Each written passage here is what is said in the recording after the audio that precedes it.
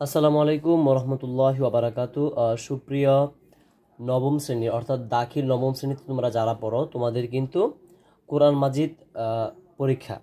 তো তোমাদের অনেকে আমাকে কমেন্টে জানাচ্ছে অনেকক্ষণ ধরেই তোমাদেরকে একটা সাজেশন দেওয়ার জন্য। তো তোমাদের জন্য সর্বশেষ অলরেডি কিন্তু সাজেশনটা তৈরি করে ফেলেছে। তো আমার কথা থাকবে, তোমরা অবশ্যই সম্পূর্ণ ভিডিওটা দেখতে হবে। সম্পূর্ণ ভিডিওটা দেখলে আজকে সাজেশনটা কি দিয়েছি তোমরা কিন্তু বুঝতে পারবে। ভিডিওটা যদি কেটে কেটে দেখো তাহলে কিন্তু তোমরা বুঝতে পারবে না আমি কি দেখাচ্ছি। আর সম্পূর্ণ বই থেকে তোমাদেরকে এখন তোমাদের যে রিটেন 70 নাম্বার থাকবে তোমাদের সৃজনশীল, এটা বই থেকে আমি আলোচনা করব। তারপরে আমি তোমাদেরকে এমসিকিউ পরের ধাপে তোমাদেরকে দিয়ে দিব পরের ভিডিওতে। তোমরা যদি চাও, তোমরা যদি কমেন্টে জানাও। তো দেখো, আমি তোমাদেরকে প্রথম যদি দেখাই, তোমাদের কোরআন মাজিদ যে বইটা রয়েছে, কোরআন মাজিদের মধ্যে সূরা আল বাকারা, ঠিক আছে, সূরা আল বাকারা থেকে তোমাদের পরীক্ষায় প্রশ্ন থাকবে। তো তোমাদেরকে আমি দেখাই, দেখো সূরা আল বাকারা, ঠিক আছে। দেখো এখানে সূরা আল বাকারা, তোমাদের বাকারা প্রথম পার্ট, দেখো এখানে লেখা রয়েছে প্রথম পার্ট, বাকারা প্রথম পার্ট এখানে লেখা আছে। এই প্রথম পার্ট থেকে ঠিক তোমাদের 20তম পার্ট পর্যন্ত তোমাদের পরীক্ষায় এবার সিলেবাস তোমাদেরকে দেখাই।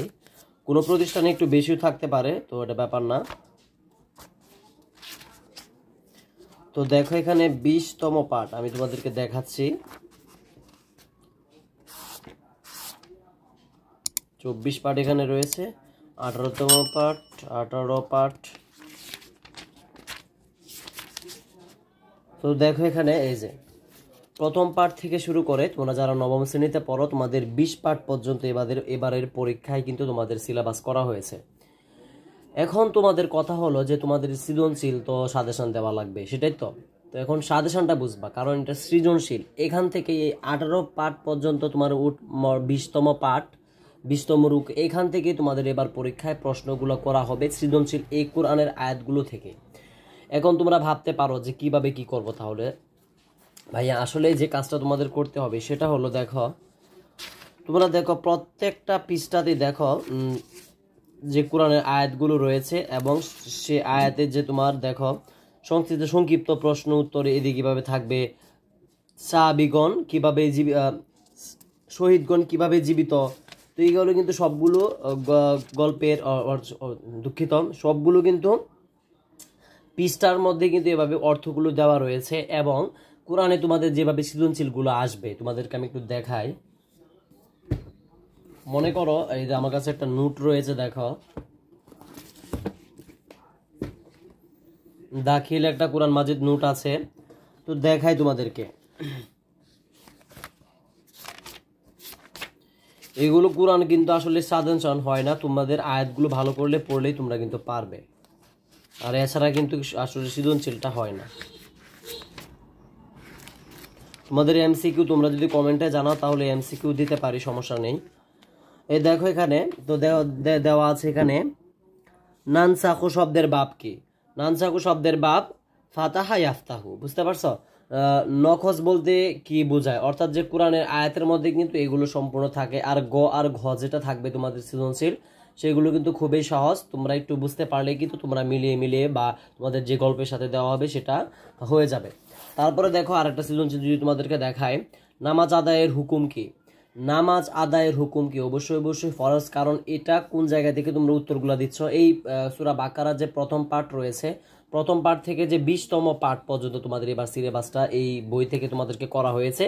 এই কোরআনের আয়াতগুলো থেকে কিন্তু তোমাদেরকে এই যে নামাজ আদায়ের হুকুমকে, এই আয়াতের ভিতরে এগুলো আছে যে নামাজ আদায়ের হুকুম ফরজ। তো তোমাদের যদি সেগুলো পড়তে হবে, তা না হলে কিন্তু সাজেশন দিলে তোমরা কিন্তু পারবা না। আর সৃজনশীল যেহেতু এইগুলো সৃজনশীল, সেহেতু কিন্তু সৃজনশীল কিন্তু তৈরি করে দেয়, যে কোন সময় কোন সৃজনশীল দেয় সেটা কিন্তু বলা যায় না, তবে ক নাম্বারটা বলা যায়। অর্থাৎ ক নাম্বার সবসময় কমনগুলোই আসে। যেমন আসতে পারে যালিকাল কিতাবুল লা রাইবা ফি, এই আয়াতের অর্থটা ব্যাখ্যা করার জন্য।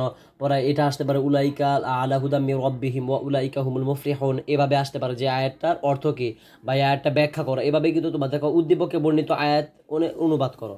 দেখো এখানে একটা আয়াত দিয়েছে, ওয়া আকিমুস সালাতা ওয়া আতুজ যাকাতা ওয়া মা তুকদ্দিমু লিনাফসিকুম মিন খায়রি তাজিদুহু ইনদাল্লাহি ইন্নাল্লাহা বিমা তা'লামুনা বাসীর। তো আয়াতের অর্থগুলো আমি আগে বলেছি, সম্পূর্ণ কিন্তু তোমাদের এই বই থেকেই তোমাদের যে সৃজনশীলগুলো আছে সেই সৃজনশীলগুলো করে।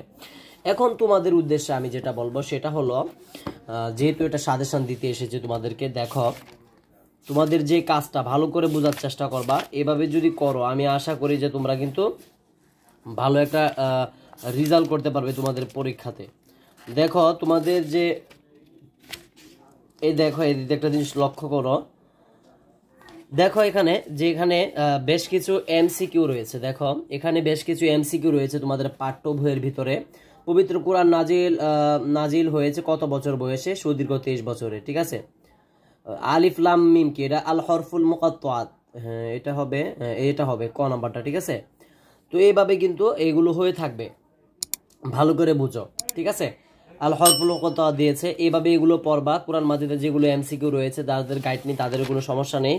এবং দেখো এভাবে কিন্তু তোমাদের সৃজনশীলও দেওয়া রয়েছে পাঠ্য বইটার পিছন দিয়ে। দেখো যেমন দিয়েছে খলিফা শব্দের অর্থ কি, প্রতিনিধি, উদ্দীপকে বর্ণিত আয়াতে বাংলা অনুবাদ করো। অর্থাৎ তোমাদের যে পাঠ্য বইটা রয়েছে সে পাঠ্য বইয়ের যে ক নাম্বারটা থাকবে এবং খ নাম্বারটা থাকবে, ক নাম্বারটা যে থাকবে, খ নাম্বারটা থাকবে, এগুলো একটু ভালো করে দেখার চেষ্টা করো, কারণ এগুলো থেকেই তোমাদের সৃজনশীলের মধ্যে ক আর খ কমন পড়ে যাবে। যেমন দেখো এখানে এসেছে আলিফ লাম মিম কি আল হরফুল মুকাত্তাআত। তারপরে দেখো এখানে আর একটা দিয়েছে উদ্দীপকে বর্ণিত আয়াতসমূহ থেকে প্রথম অধ্যায় অনুবাদ করো। এভাবে তোমরা পড়ে নিবা। ঠিক আছে, এখন তোমরা অনেকে বলতে পারো কোন কোন আয়াতগুলো বেশি ইম্পর্টেন্ট তোমাদের পরীক্ষার জন্য। হ্যাঁ, তোমাদেরকে আমি 3টা মডেল টেস্ট দিব। তো 3টা মডেল টেস্ট যদি তোমরা ভালো করে পড়ে যাও, ইনশাল্লাহ তোমাদের 7টা সৃজনশীল তোমাদের পরীক্ষায় কমন থাকবে ইনশাল্লাহ। দেখো স্ক্রিনে যে তোমরা সাজেশনটা দেখতে পাচ্ছ, অর্থাৎ এখানে সৃজনশীলগুলো দেখতে পাচ্ছ, এগুলো অর্ধবার্ষিক পরীক্ষার জন্য অনেক পারফেক্ট এবং সব থেকে যেগুলো বেশি গুরুত্বপূর্ণ সেগুলোই আমি এখানে দেখানোর চেষ্টা করছি। এটা তোমাদের একটা নোট থেকে দেখানোর চেষ্টা করছি। এই তোমরা যদি এখন ভালো করে দেখে নাও, আশা করি তোমাদের তাজবিদ অংশ বলো, নির্বাচিত বিষয় বলো, সেগুলো থেকেও কিন্তু তোমরা অনায়াসে পরীক্ষায় প্রশ্ন কিন্তু লিখতে পারবে, কোনো প্রবলেম হবে না। ঠিক আছে, এখন তোমাদের কাজ হলো আমার যে তোমাদেরকে প্রথমে যে কোরআন মাজিদ বইটা দেখালাম সেভাবে একটু দেখে বুঝে বুঝে পড়তে হবে। তারপরে তোমরা যে স্ক্রিনে এখন দেখতে পাচ্ছ যে প্রশ্নের মতো, তো সবগুলো কিন্তু তোমাদের দেখতে হবে। দেখার পরে কিন্তু তোমরা, আমি বলতে পারি, একটা কিন্তু ভালো প্রিপারেশান হয়ে যাবে। তো আশা করি তোমরা বুঝতে পারছো যে কিভাবে আসলে উত্তরগুলো হয়ে থাকে। মূলত তোমাদের যে কোরআনে মাজিদের মধ্যে যে আয়াতগুলো আছে সেই আয়াতগুলো থেকে কিন্তু ক নাম্বার খ নাম্বার প্রশ্নগুলো হয়ে থাকে। এছাড়া সবগুলো কিন্তু খুব সহজ হয়ে থাকে। তো তোমরা যারা আমার চ্যানেলে নতুন অবশ্যই সাবস্ক্রাইব করবে। সামনের পরীক্ষা তো ইনশাল্লাহ তোমরা সাজেশন পেয়ে যাবে। তো আজকের মতো আমি বিদায় নিচ্ছি। আসসালামু আলাইকুম ওয়া রাহমাতুল্লাহি ওয়া বারাকাতুহু।